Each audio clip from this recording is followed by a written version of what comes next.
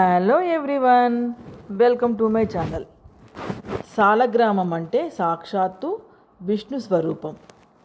మహావిష్ణువు సాలగ్రామం అనే రాయి రూపాన్ని ధరించడం వెనుక ఎన్నో కథలు ప్రచారంలో ఉన్నాయి.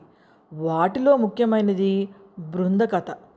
కాలనేమికి జన్మించిన బృంద జలంధరుడు అనే రాక్షసుడిని వివాహం చేసుకుంటుంది. ఆమె మహాపతివ్రత. జలంధరుడు మాత్రం అందరినీ పీడిస్తూ ఉంటాడు. ఒకానొక సమయంలో ఏకంగా పరమేశ్వరుడి రూపం ధరించి పార్వతీదేవిని మోహించబోతాడు. నిజం తెలుసుకున్న పార్వతీదేవి శ్రీ మహావిష్ణువు దగ్గరికి వెళ్ళి తనను కాపాడమని కోరుతుంది. ఇలాంటి పరిస్థితుల్లో బృంద పాతివ్రత్యాన్ని భంగం చేయకపోతే ఆ పుణ్యఫలంతో జలంధరుడు ఇలా ఉన్నాడని, ఇక ఆమె పాతివ్రత్యాన్ని భంగపరచాల్సిందే అని అంటుంది పార్వతీదేవి. సకల లోకాల క్షేమం కోరిన శ్రీ మహావిష్ణువు స్వయంగా జలంధరుడి రూపం ధరించి బృందని మోసగించి ఆ తరువాత నిజరూపం ప్రకటిస్తాడు.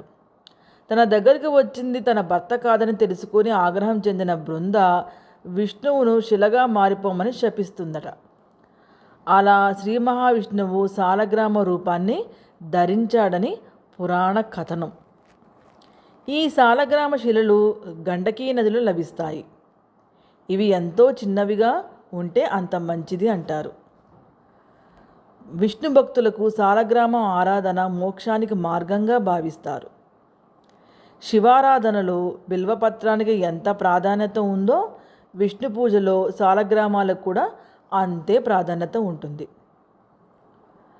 సాలగ్రామ రూపంలో కొలువైన నారాయణుడికి తులసీదళాన్ని సమర్పించడం ద్వారా ప్రసన్నం చేసుకోవచ్చు.